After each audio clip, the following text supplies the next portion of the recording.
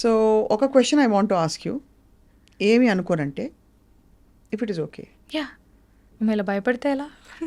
భయపెట్టడం అంటే ఇట్స్ అంటే నీకు బహుశా ఇది అడిగితే కొంచెం కష్టం కలుగుతుందా అని బాధగా ఉంది నాకు. అడగాల లేదు లేదు అడగండి. సో అమ్మ ఒంట్లో బాగాలేనప్పుడు ఎలా కోపయ్యావు? తెలీదు, పరిస్థితులు అంతే. When you're in a situation ఇంకా you do whatever is necessary అంతే. ఇప్పుడు అంతే. ఇప్పుడు అమ్మ లేదు, ఎలా కోప అవుతున్నా అంటే నా దగ్గర సమాధానం లేదు. When you're put in one situation, ఒక సిచ్యువేషన్లో మనం ఉన్నప్పుడు ఏం చేస్తాం, దాంట్లో బతకడమే నేర్చుకోవాలి. అదే చేస్తున్నా అంతే. సో హ్యూజ్ లాస్ కదా, ఎస్పెషలీ అంత మంచి చెడు డ్రెస్సింగ్ సెలబ్రేటింగ్ అన్నిటికీ అమ్మే వెంటుండి Everywhere, చెప్పే yeah. ఆ పరిస్థితి నుంచి నాకు తెలుసుకున్నప్పుడు అడగాల వద్దా అనుకున్నాను. తల్లి సారీ. No, no. తలుచుకోగానే ఇలా కంట్లో నీళ్ళు వస్తుంది ఎందుకో నాకు తెలియదమ్మా, అమ్మ నాకు రాలేదా? ఎందుకంటే అమ్మ ఈజ్ లైక్ దట్. అమ్మ అంటే అమ్మ. పాపం చాలా కష్టపడింది నాకు అదే. But I'm so happy. నేను మా అమ్మకి she always wanted me to do one MBA. She wanted me to have a good educational background and then step in to films or do whatever I want, because ఒక backup ఉంటుంది కదా. అవును అవును, it's important part of you. It is. అందుకనే అమ్మ, ఎందుకంటే ఇది నేను బాగా 1-2 సార్లు ఆలోచించి నాకు తెలిసాక ఐ సెడ్ డెఫినెట్గా నువ్వు ఇంత బోల్డ్గా కోపై చెప్తున్నావు అంటే డెఫినెట్లీ లేదు. తన పడ్డ కష్టం వల్లే నాకు బాధ అవుతుంది, కానీ తను లేదంటే ఇంకా that was her only way out. నీకు ఇంకా సిబ్లింగ్స్ ఉన్నారా? You're the only daughter. So నువ్వు నాన్న, ఇప్పుడు నాన్న నువ్వే చూసుకోవాలి. సో బేసికలీ నేను నాన్న ఏమనుకున్నామంటే, నువ్వు నన్ను చూసుకోకు, నేను చూసుకోను, నువ్వు చూసుకొని నన్ను నేను చూసుకుంటా. That is the best thing that we are doing for each other. ఆయనకి లేని ప్రెషర్ ఇప్పుడు, అమ్మేనా నాన్నేనా నువ్వే మొత్తం నువ్వే చూసుకోవాలంటే ఎవరి వల్ల కాదు. ఇప్పుడు ఆయన కూడా he's coping with the loss. ఇప్పుడు అట్ ద సేమ్ టైం నేను ఇంకా పిల్లనే కదా, ఆయనకి he 60, I'm just 25. How will I take care of a 60-year-old? Like నాకు ఆ యాడెడ్ రెస్పాన్సిబిలిటీ కానీ అది నాకు ప్రెషర్లానే ఉంటుంది కదా. నేను ఇప్పుడు నా వర్క్ మీద కాన్సన్ట్రేట్ చేయాలా, లేకపోతే నాన్నేం చేస్తున్నారు, నాన్నలా ఉన్నారు ఇంట్లో, అన్నీ ఓకేనా, how can I think of so many things. Correct. So we both sat, we discussed, you take care of yourself. నీకెవరు చెప్పాల్సిన అవసరం లేదు, నాకెవరు చెప్పాల్సిన అవసరం లేదు. The best help that we are doing for each other is you take care of yourself, I'll take care of myself. Then we both will be good. Fine. Yeah, that's what we discussed. ఈ success చూసి dad must be very proud. Very proud. Mom also saw. అమ్మ చూసారా? Writer Padma Bhushan వరకు ఉన్నారు. Yeah, ఫెబ్లో writer Padma Bhushan release అయింది, మేలో she passed away last year. ఎలా ప్రెసిపిటేట్ అయిందమ్మా హెల్త్? అంటే I know she was battling an illness. Yeah, it was out of nowhere cancer. తెలియడమే లాస్ట్ స్టేజ్లో తెలిసింది. There is nothing that we could do. And సడన్గా అది బ్రెయిన్ స్ప్రెడ్ అయింది and within 12 days. Yeah, అంటే we didn't see that coming. నాకు ఒక surgery అయింది, లిగమెంట్ టైర్ అని మీకు చెప్పాను కదా, స్కూల్ ఇంజరీ. అది అగ్రివేట్ అయ్యి 10 years తర్వాత నాకు ఇప్పుడు ఎఫెక్ట్ చూపించింది. So I underwent a small ligament surgery in my left knee. So she was there, she was taking care of me very well. నన్ను ఎత్తేది లిటరలీ. 2-3 months తర్వాత అమ్మకు ఒక చిన్న సర్జరీ అయింది. షీ హ్యాడ్ అ గాల్ బ్లాడర్లో ఆ స్టోన్ ఉంది. That is a very small procedure అండి. If you get rid of it she'll be fine. అది కూడా అయిపోయింది. అది అయిన ఫ్యూ మంత్స్కి ఇంకా she had some issues, stomach related, gastric related issues ఉన్నాయి.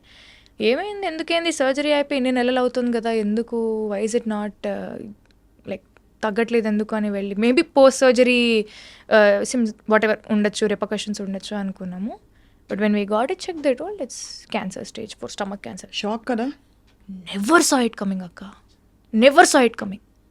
అంతకు ముందు కూడా ఏదో ఎంఆర్ఐ ఏదో సిటీ స్కాన్ ఏదో తీశారు, దాంట్లో ఏదో జస్ట్ లంప్ లాగా ఉందండి, నథింగ్ క్యాన్సరస్ అన్నారు.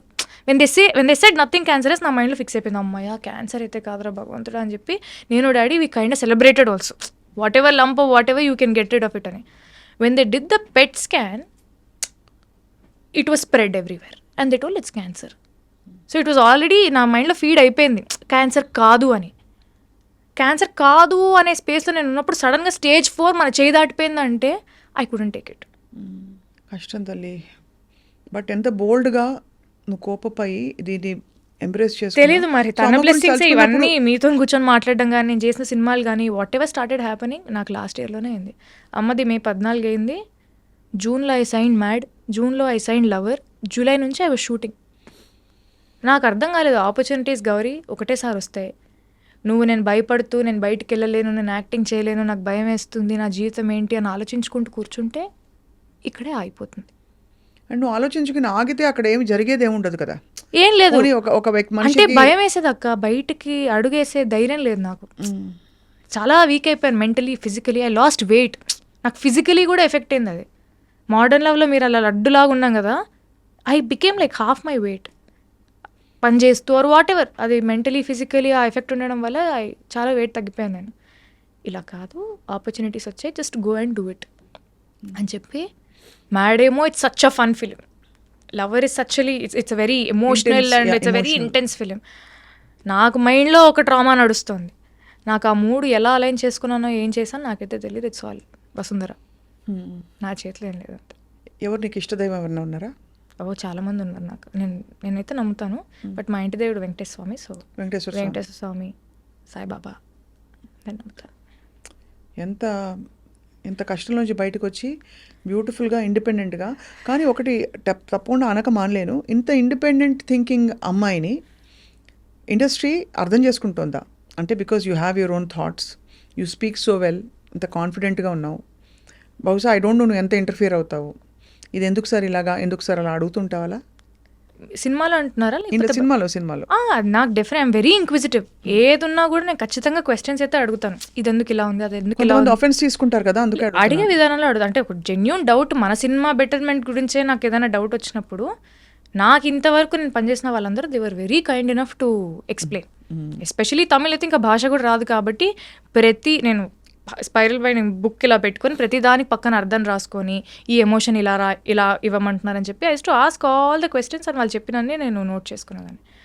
అడిగితే ఇట్స్ మై జాబ్ కదక్క, వాళ్ళకి ఏం కావాలో చేయడమే, అది నాకు వచ్చింది నేను చేస్తాను, మీరు తీసుకోండి అనే స్టేజ్లో కూడా నేను లేను. ఎవరు కూడా అలా చేయరు నాకు తెలిసి actors. Correct. I'm a director's actor and I will give what they want. అలా ఇవ్వాలంటే first I should know what they want. So I need to have that discussion and then I can give. ఈ మిగతా మీ friends అందరూ చూసి నీ success and especially కొత్త ఇండస్ట్రీకి వెళ్ళిపోయి కొత్త భాష నేర్చుకుని అక్కడ you are now celebrated as a heroine, how do they make so fun, like చాలా ఫన్ చేస్తారు. అంటే ఏంటి, I keep posting stories at that time in Chennai, I'm having filter coffee, Kapaleeshwaran గుడికి వెళ్ళాను, అది దాన్ని పెడుతుంటే తమిళ అమ్మాయి అయిపోయావే అంతే. నాకు మామూలు ఫ్యాన్స్ కూడా, పీపుల్ లైక్ ఫాలోవర్స్ అందరు కూడా దే కీప్ సెండింగ్ మెసేజెస్. ఏంటండి మీరు తమిళ అమ్మాయి అయిపోయారు, తెలుగుకి రారా, తెలుగులో సినిమాలు చేయరా, చెన్నైలో సెటిల్ అయిపోయారా, చెన్నైకి వెళ్ళిపోయారా, హైదరాబాద్లో లేరా? లేదండి వస్తున్నారు. So everybody is very supportive, all the friends are happy. లవర్లో అక్కడ స్క్రీనింగ్ తమిళనాడులో కూడా అయినప్పుడు all of them from Hyderabad they came for the premiere. అంటే నాకంటూ ఒక సైన్యం ఉంది, నా బలగం. So they came. డాడ్ కూడా చాలా వెరీ హ్యాపీ సీయింగ్ ఎవ్రీథింగ్. ఈ వ్యావహారిక విషయాలు ఉంటాయి కదా, రెమ్యూనరేషన్ అడగాలి. ఇప్పుడు నేను సపోజ్ ఒక ఫస్ట్ సినిమా చేసినప్పుడు ఏం అడగరు ఎవరు, రెండో సినిమా మూడో సినిమాకి you know that your sought after, కొంచెం ఐఎమ్ ఆల్సో హీరోయిన్ అని ఒక ఫీలింగ్ వస్తుంది.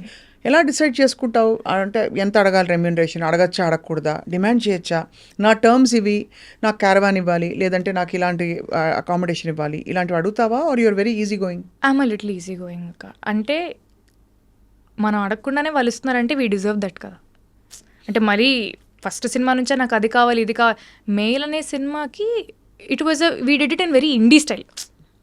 కోవిడ్ టైంలో పర్మిషన్స్ తీసుకొని ఒక 40 మంది వెళ్ళిపోయాం అంతే, జస్ట్ 30 to 40 పీపుల్ క్రూ అంతే. We were all staying in a government boys hostel. అందరూ మెన్, నేను, నా హెయిర్ స్టైలిస్ట్ ఒక అమ్మాయి ఉండేది హెల్ప్కి ఏదైనా అవుట్ఫిట్ కానీ. I was very comfortable, I had no complaints. First తింటున్నప్పుడు పురుగులు వచ్చి పడేవి, అంటే ఊరు కదా, ఎక్కడో మారుమూల లోపలికి ఊరు. I used to enjoy that process. అంటే ఆ ఎక్స్పీరియన్సెస్ అన్నీ కూడా మేలో ఆ క్యారెక్టర్ లాగా నాకు ఉండడానికి అవి హెల్ప్ చేసాయి. లైక్ ఆ బాడీ లాంగ్వేజ్ కానీ, వాళ్ళు ఎలా కూర్చొని తింటారు, వాళ్ళు ఎలా నిలబడతారు, ఎలా మాట్లాడతారు. అమ్మాయిలు మామూలుగా ఇలా ఉండరు, కొంచెం they are little like easy going. Like కొంచెం ఆ బాడీ లాంగ్వేజ్లోనే తెలుస్తుంది, ఓకే తినని గెలితే ఇచ్చి పడేస్తుంది అన్నట్టు ఉంటారు వాళ్ళ యాటిట్యూడ్ కొంతమంది, నాకు చూపించిన వాళ్ళు. So all those things helped.